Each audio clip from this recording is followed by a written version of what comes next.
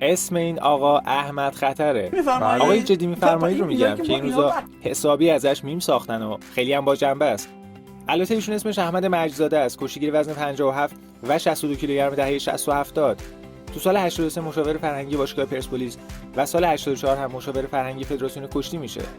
به خاطر کشتیایی که میگرفته معروف به احمد خطر بوده و بعد از اینکه کشتی رو میذاره کنار میره سراغ طلبگی.